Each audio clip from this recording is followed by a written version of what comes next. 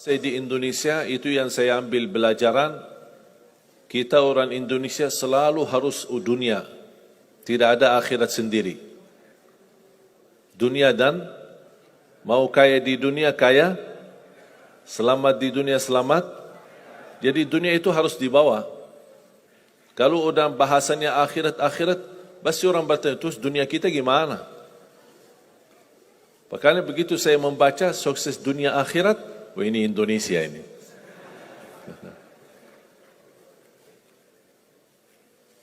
Bahkan hampir setiap ibadah kita pasti yang dikejar dunia.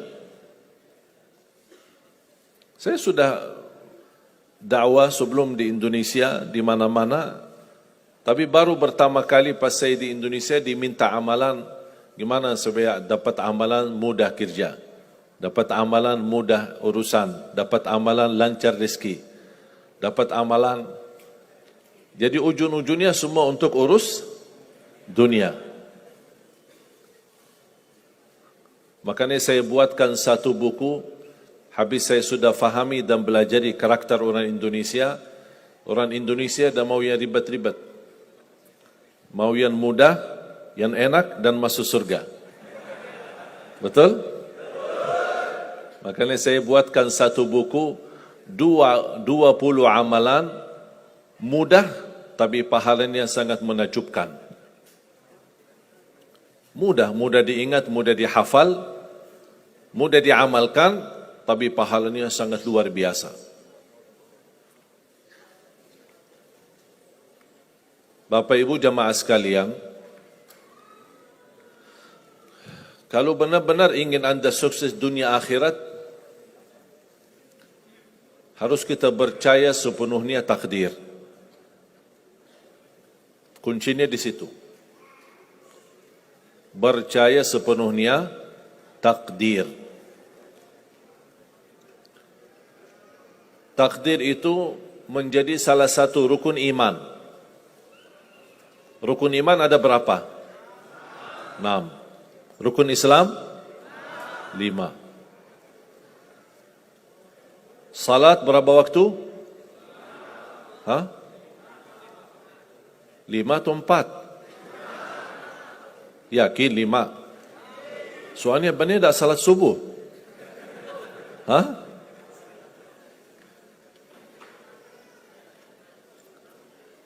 Takdir itu menjadi salah satu rukun iman. Tapi banyak di antara kita yang belum percaya sepenuhnya soal takdir. Dan kita sifat manusia, mohon maaf, suka tidak adil. Contoh, kalau Allah berikan karunia, nikmat, pertama kita lupa bersyukur. Yang kedua, kita tidak pernah berkata sama Allah, ya Allah kenapa aku dapat nikmat ini? Tapi sebaliknya, kalau kita diuji oleh Allah, kita kurang sabar, dan kita bertanya sama Allah, ya Allah kenapa saya diuji? Faham enggak? Kalau kita dapat nikmat, ada enggak orang-orang yang lulus misal ujian, dia berkata, ya Allah kenapa saya lulus ujian? Tak pernah. Tapi kalau dia tidak lulus, dia bilang apa? Ya Allah kenapa saya tidak lulus? Ketika ditimpa musibah, dia selalu merasa nyesal atau merasa sakit hati, tersinggung. Berkata sama Allah, kenapa saya diuji? Padahal saya orang baik. Saya jaga salat, saya berusaha mendekat sama Allah. Tapi saya merasa bertambah berat ujiannya. Tapi sebaliknya, ketika diberikan nikmat, dia tidak pernah menyebutkan, ya Allah kenapa saya mendapatkan nikmat ini? Kayaknya si fulan lebih fantas mendapatkan nikmat. Itu tanda manusia tidak adil. Tidak bersikap adil. Makanya subhanallah, semakin Anda mantap imannya terhadap takdir, semakin hidupmu jadi nikmat. Saya kasih contoh.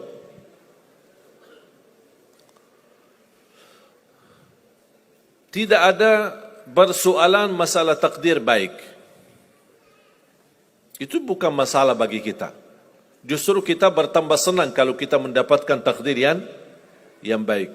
Tapi yang menjadi persoalan bermasalah bagi kita adalah takdir buruk.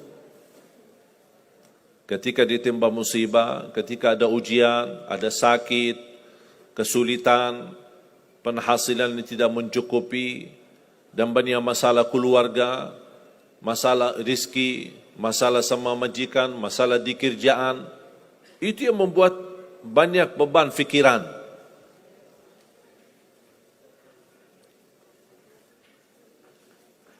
Tapi kita harus tahu, sebenarnya walaupun takdir itu ada baik, ada buruk, kenyataannya buruk, nampaknya buruk, tapi hakikahnya baik. Hakikahnya baik.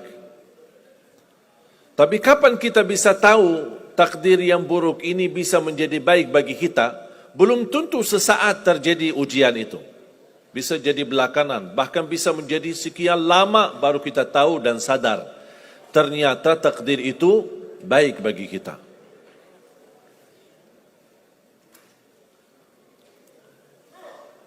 Saya kasih contoh melalui cerita.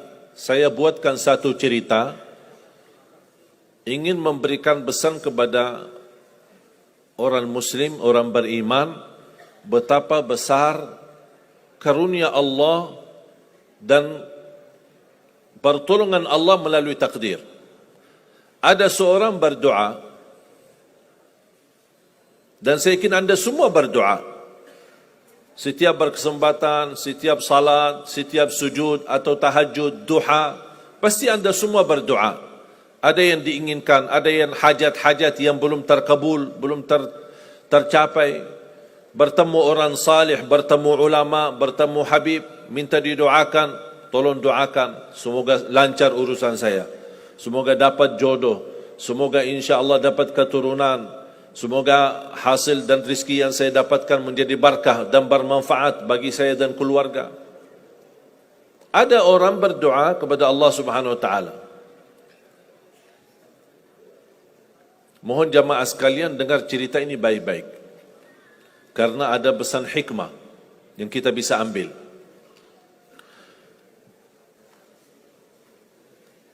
Orang ini berdoa tapi tidak melebihi selain doa meminta jodoh yang salihah, yang cantik, yang kaya.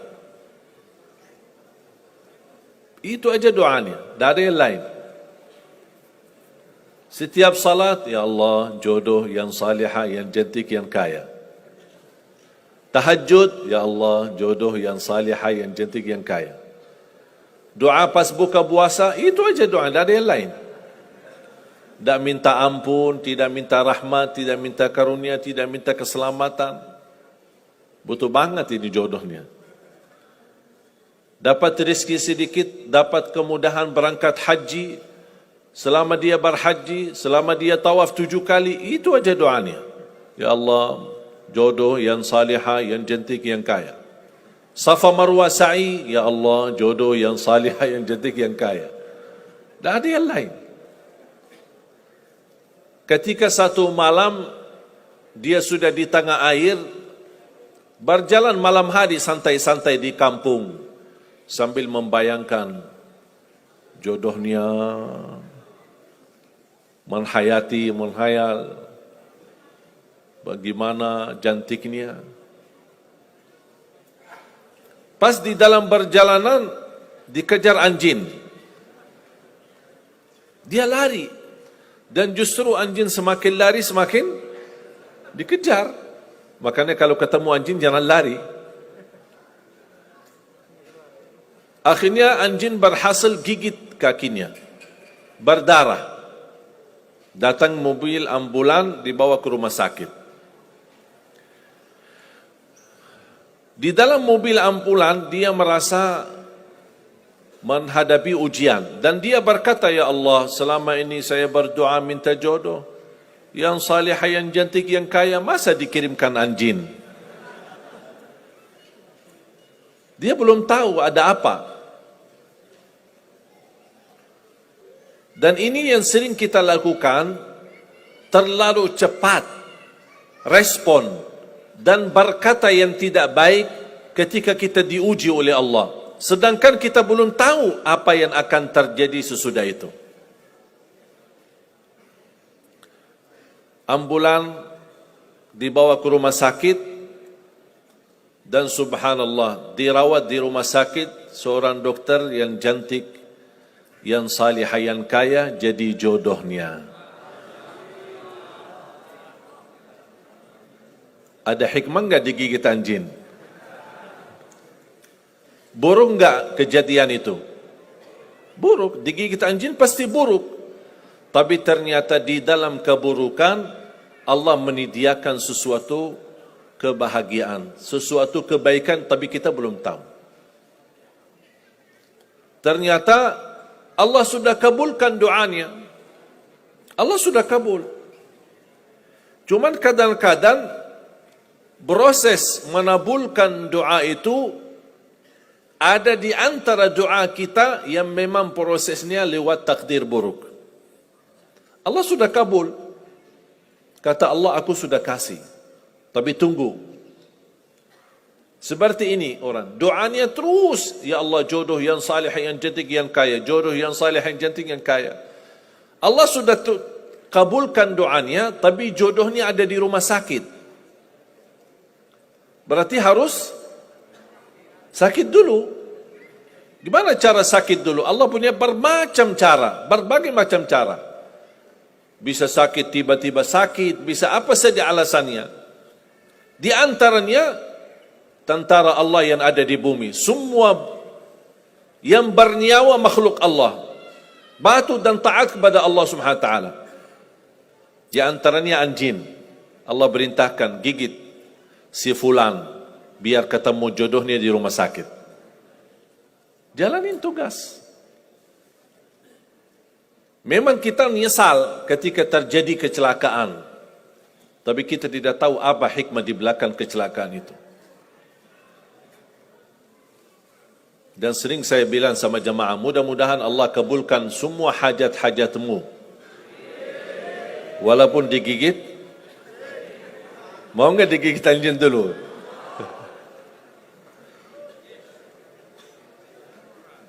Sebenarnya kalau kita tahu rahasia takdir, apapun yang akan terjadi, kita tidak ada kekhawatiran. Karena kita tahu sesudah ujian ini pasti ada sesuatu kebaikan. Dan yakini Bapak Ibu, Allah Subhanahu wa ta'ala maha baik. Allah tidak senang menyusahkan hambanya. Tapi kadang-kadang proses untuk menuju kebaikan ada kesulitan dan tantangan. Seperti cerita seorang bapa yang bercita-cita untuk berhaji. Saya bertemu seorang jamaah, usia sudah mungkin 80-an, 80 tahun lebih. Saya pas bertemu diceritakan ini marbot masjid, ahli masjid. Saya berdialog bertahun-tahun, Masya Allah, kerjaannya hanya lap-lap masjid, bersihkan masjid, jaga masjid. Saya berkata sama beliau, Pak, apa yang Bapak inginkan? Tahu enggak jawabannya apa? Saya ingin haji. Tapi saya orang tidak mampu. Doakan mudah-mudahan saya bisa haji. Saya bilang, insya Allah Pak, kalau soal haji, soal umrah, itu tidak tergantung dengan kemampuan. Ada orang yang tidak punya uang sama sekali, tapi dapat dipanggil bisa haji. Karena haji dan umrah itu hadiah dan panggilan Allah Subhanahu wa ta'ala bagi hambanya. Bahkan justru ada orang yang banyak hartanya, tapi tidak tertutup hatinya untuk ke tanah suci. Boleh kita bercita-cita, berkeinginan ke tanah suci, tapi jangan digantungkan persoalan ini masalah kemampuan. Nanti kalau saya ada uang, saya mau haji dan umrah. Belum tentu saat sudah ada uang, belum tentu haji dan umrah. Kalau belum dipanggil oleh Allah Subhanahu wa taala. Saya berkata sama beliau, Bapak kalau sudah saatnya dipanggil oleh Allah, pasti Bapak akan berhaji. Tiba-tiba saya menerima telefon dari anak beliau. Habis saya ketemu kira-kira beberapa bulan, saya terima telefon menyampaikan bapaknya kecelakaan. Kok gimana kecelakaan? Apa ceritanya? Dia bilang habis keluar dari masjid, pulang malam hari, nampaknya ada mobil, pas ayahnya lagi seberang jalan, ada mobil tidak memperhatikan, kemudian tabrak. Alhamdulillah tidak terlalu parah, cuman perlu dirawat di rumah sakit sedikit, sebentar. Saya ke sana, pergi. Rumah sakitnya di mana? Dikasih tahu alamatnya. Saya datang kunjung silaturahim. Pas beliau bertemu dengan saya, nangis dan pingin peluk saya. Dan terus saya tanya gimana? Kata beliau, ada cerita yang istimewa terjadi sama saya.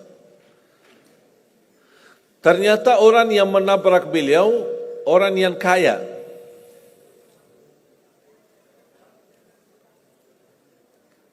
Habis itu, orang yang kaya minta maaf sama si bapak ini.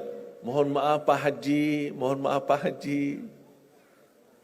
Beliau tambah nangis. Orang kaya bingung, ya kenapa sih setiap mohon maaf, malah nangis dia. Ditanya, kenapa Pak nangis? Sakit? Tidak, karena Bapak dari tadi bilang Pak Haji, sedangkan saya belum haji. Tertutup hati orang yang kaya, yang dia sediakan biaya haji dan bisa berangkat. Dan kata beliau, betul apa yang disampaikan ketika pertama kali bertemu. Kalau sudah saatnya dipanggil oleh Allah, pasti bisa ke tanah suci. Walaupun ditabrak mobil. Berarti intinya apa? Apa yang saya ingin sampaikan, jangan ada yang merasa menolong atau merasa sakit hati atau merasa tersinggung ketika menghadapi ujian. Merasa belum terkabul keinginannya, Allah sudah kabulkan.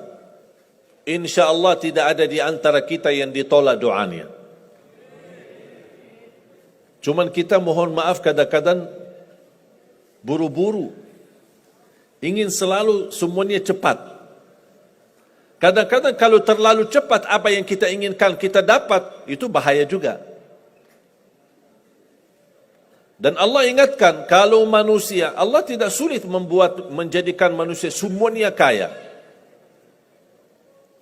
Kalau sekarang saya bertanya, mau enggak semuanya jadi orang kaya? Pasti mau, siapa yang tidak mau? Coba bayangkan, kira-kira sulitlah bagi Allah menjadikan semua manusia di bumi kaya raya? Sulit tidak? Tapi pertanyaan saya, kira-kira berjalan hidup kita enggak kalau kita semuanya kaya? Bisa berjalan lancar? Masa enggak? Semuanya kaya raya. Gimana kehidupan kita sehari-hari? Berjalan lancar tidak? Kenapa tidak? Saking banyak kekayaannya. Kalau semuanya kaya, memang sulit menjalani kehidupan. Contoh, cari supir. Siapa yang mau supirin kita? Sama-sama kaya. Datang minta tolong sama teman. Boleh enggak ini cariin supir? Aku aja lagi cari supir, dah dapat. Mau punya perusahaan sendiri, butuh tenaga kerja kan? Semuanya orang kaya. Buat apa kalau mereka semua kaya, masing-masing punya pabrik, tapi tidak ada yang bekerja? Sulit nggak jalan hidup? Sulit. Sama sebaliknya, kalau semuanya di bumi miskin, susah. Kira-kira gimana hidup kita? Ya susah juga. Tidak bisa lancar hidup di dunia. Setiap ada orang datang minta tolong, Pak, apalagi saya, Pak? Saya aja susah. Tapi makanya ada hikmah. Allah menjadikan ada yang kaya, ada yang miskin. Yang kaya menutupi kebutuhan yang miskin, miskin juga menutupi kebutuhan yang kaya. Saling mengisi. Supaya apa? Supaya dunia ini berjalan. Hidup kita berjalan. Tapi coba bayangkan, kalau semua orang kaya tidak mau membantu orang miskin. Dan semua orang miskin sombong, tidak mau melayani orang kaya. Gimana kehidupan kita? Susah. Makanya jemaah sekalian, kunci anda sukses dunia akhirat, percayalah takdir. Dan semua takdir itu baik, tapi kita belum tahu rahasianya.